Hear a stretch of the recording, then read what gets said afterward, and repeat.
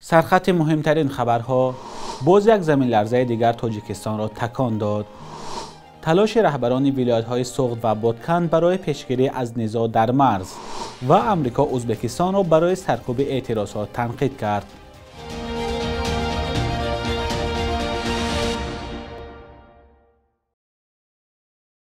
درود بینندگان عزیز، با آخرین خبرهای تاجیکستان و جهان در خدمت شما هستیم. امروز 23 مارس است و ساعت در دوشنبه 9 ساعت 1:07 23 مارس یک زمین لرزه دیگر تاجیکستان و بعضی از منطقه های ازبکستان را تکان داد. بعضی از ساکنان بناهای بلند آشانه در شهر دوشنبه دیگر بار مجبور شدند به بیرون برایند. سازمان های زلزله نگاری جهان زود نوشتند که مرکز زمین جنبی در تاجیکستان بود و نیرویش به زیاده از 5 درجه می رسید.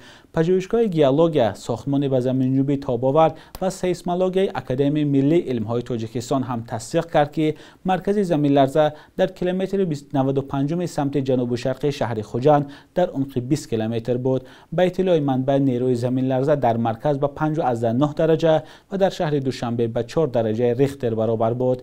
طبق بعضی خبرها مرکز زلزله ناحیه کوهستان مسجح بود و ساکنان این منطقه از زمین جنبی سخت خبر دادند. طبق بعضی خبرها زلزله در بعضی از دهه‌های کوهستان مسجح از جمله دهه پلدارک منزل‌های یاری رسانی اهالی را خراب کرده، باعث آسیب دیدن راه‌های مرکزی و تلف شدن چاره‌های ساکنان شده است. مقامات هنوز رسما در این باره چیزی نگفتند. زمین جنبی را در قرقیزستان و ازبکستان هم احساس کردند. شب 21 مارس نیز در تاجیکستان زمین تکان خورد. شدتش را 5 درجه ریختر گفتند و مرکزش در افغانستان بود. در افغانستان و پاکستان 13 کس جانشان را از دست داده، 10 نفر مجروح شدند. آفت طبیعی در تاجیکستان هم بعضی منزل‌ها را قسماً خراب کرد. رهبران ولایت‌های سغدی تاجیکستان و بادکن قرقیزستان روز 22 مارس در گذرگاه مرزی قزلبل واخوری کردند. دفتر مطبوعات حکومت ولایت سغد با نشر خبرنامه گفت در ملاقات رهبران مقامات حفظ حقوق، سرحدات، رئیسان شهر و ناحیه‌های اسفره، باباجان غفوروف، بادکن و لیلک شرکت داشتند. به گفته منبع، دو طرف گفتند به مسئله تامین زندگی آرام و آسوده به مردم نزد مرزی، مستحکم نمودن دوستی و حفظ ثبات در مرز تاکید کردند. اظهارات هایی که سالهای گذشته نیز بارها صدا داده است، ولی باز هم جنجال ها در مرز ختم نشد. در فصل بهار و با آغاز کشت و کار میان ساکنان منطقه های مرزی تاجیکستان و قرقیزستان بارها بر سر تقسیم آب جنجال سر میزند. مقامات حالا میگویند که رهبران ولایت های سغد و بادکن مسئله استفاده آب و زمین را هم بررسی کردند، اما مشخصا درباره کدام سازش خبر دادن نشده است. در خبرنامه رسمی حکومت ولایت سغد از آن توصیف شده است که برای معین نمودن خط سرحد نتیجه های خوب به دست آمده است، اما جزئیات نیست. گروه های کاری تاجیکستان و قرقیزستان سالهاست که برای معین کردن مرز گفتگو دارند، اما نتیجه واخوری آنها افشا کردن نمی شود. مرز تاجیکستان و قرقیزستان سالهای اخیر شاهد مناقشه های زیاد شده است. وزارت کارهای خارجه آمریکا در گزارش سالانه خود درباره وضع حقوق انسان ازبکستان را برای سرکوب اعتراضات در قرقلپاکستان تنقید کرد. در گزارش که 20 مارس نشر شد آمده است نیروهای قدرتی ازبکستان اعتراضهای شهر نخست قرقلپاکستان را در آغاز ماه ایول سال گذشته سرکوب کردند. به گفته مؤلفان گزارش، فعالان و روزنامه‌نگاران در جریان این حادثه ها بازداشت و بدون ارتباط با عالم بیرونی نگه داشته شدند. منصبداران دولتی صرف نظر از کوشش بعضی از نهادهای حفظ حقوق برای تحقیق نقض حقوق انسان و فسادکاری نسبت به مقام‌های رسمی به جزا ماندند، آمده است در گزارش وزارت کارهای خارجه آمریکا. در روزهای تجلیل از جشن نوروز کار یک استاد در شهر کولاب زیاد می شود. استاد سعید نادر از چوب چهارمغز نی می سازد. ادامه این سرگذشت جالب را در گزارش محمود جان رحمتزاده می بینیم. استاد سعید نادر حیدرов سرکار است. طلبگران محصول کارش در ایام نوروزی افزوده. او باید با چوب‌های بجان شکل و روح و صدا بخشد.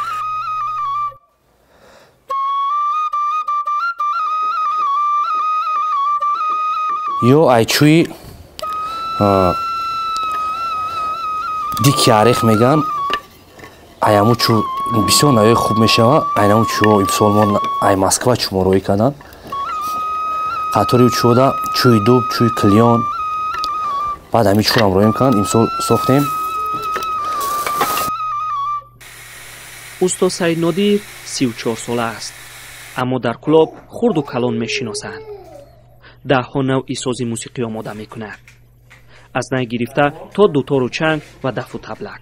بسیارتر اسباب‌های ملی از آن جمله توتک‌های کوهستانی، نیا،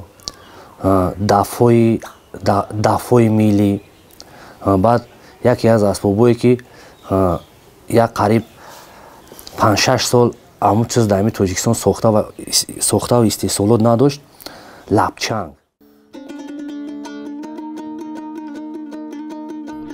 در یک گوشه منزلش آثارخانه دوتار تشکیل کرده است. میگوید دوتارهای چکمپوش خریداری بیشتر دارند.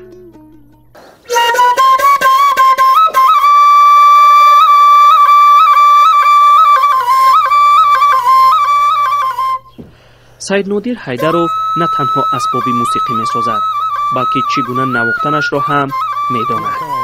پیش از گرفتن خریداران هر کدامی را میسنجد. بیشتر مشتریای ما نوازنده‌های کسبی هستند، بعد هوسمندا هم هستند. تو خود از تاجیکستان از خارج هم بسیار ما طریق پشت و تمام دولت سنگی روی میکنیم. با اروپا هم حرکت میکنیم که با طریق پشت روی میکنیم. هر اسبابی را 3 نوع میسازد، از 300 سامانی تا 10,000 سامانی، برای هوسکاران، نوآموزان و شخصان حرفه‌ای. سازهایی که صدایشان به خرسندی مردم شادی می‌افزاید و به زخم‌هایشان مرهم می‌شود. محمود جان رحمتزاده، آزادی، کلان. معاش میانه در ماه ینور نظر به آخر سال گذشته کاهش یافته است. در گزارش اخیر وضع اجتماعی اقتصادی در تاجیکستان آمده است ماه ینور امسال معاش میانه در کشور به 1878 تومان و یا $184 برابر بود. این رقم در قیاس به آخر سال گذشته 12.7% کمتر بوده است. فعلا معاش حداقل در کشور 600 تومان و یا $55 را تشکیل می‌دهد. بر اساس گزارش معاش از همه بلند را کارمندان بانک‌ها و تشکیلات‌های سوغورتوی می‌گیرند. معاش این گروه 4861 سامانی و یا $477 بوده است.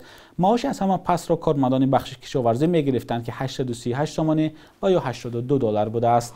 بخش یک روز تاریخ را همکارم خیرامان بقازاده تقدیمتان می کند که مهمترین تحولات تاریخی در روز 23 مارت را فرا می گیرد.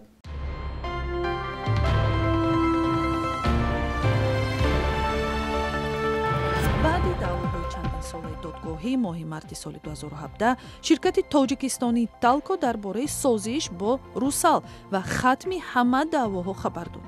бар асоси ин мувофиқа ширкати русӣ ба корхонаи алюминии тоҷикистон соли 200,000 гилхоб дастрас мекунад ва талко биноҳои ҳаят реҷенсии душанбе ва сазиданиеро дар ихтиёри русал вогузор мекунад. решаи баҳс ба соли 2004 ва ваъдаи русал ба сармоягузорӣ дар сохтмони роғун ва корхонаи нави алюминии бармегашт. русал гуфт ки ба пешрафти тиҷоратиаш дар тоҷикистон умед надорад. дар тоҷикистон рӯзи 23 феврали соли 2021 маъракаи расмии эмкунӣ бар зидди коронавирус шурӯъ шуд ки баъди як соли пандемияи COVID-19 умедвориҳоеро барои боло бурдани масъунияти дастаҷамъии сокинон ба миён овард. бо ёрии созмони ҷаҳонии тандурустӣ ба тоҷикистон бастаҳои калони ваксинаҳои сохти ғарб ворид шуд. нобоварӣ ба ваксина ки дар оғози маърака вуҷуд дошт тадриҷан кам шуд ва мақомот аз имшавии бахши калони сокинони аз 18 сола боло хабар доданд. 23 марти соли 1934 олими кимиёшиноси маъруф ҳомид ёқубов таваллуд шудааст ки дар 54 соли умраш барои пешрафти илми кимиёи тоҷик хеле кор кард. мутахассиси кимиёи коллоидӣ ки таҷзияи маводро дар рӯи чӯбу оҳан меомӯзад давоми 20 сол декани факултаи химияи донишгоҳи миллӣ буд. бо талошҳои ӯ мактаби кимиёи тоҷик ба сатҳи мактаби иттиҳоди шӯравӣ баробар шуд.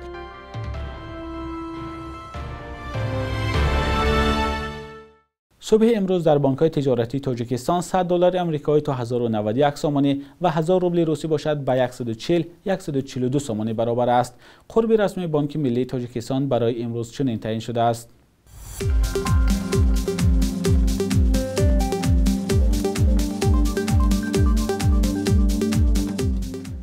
بینندگان عزیز، به پایان برنامه نویدی بامدادی رسیده. منتظر نظر و پیشنهادهای شما هستیم. روز خوشی داشته باشید.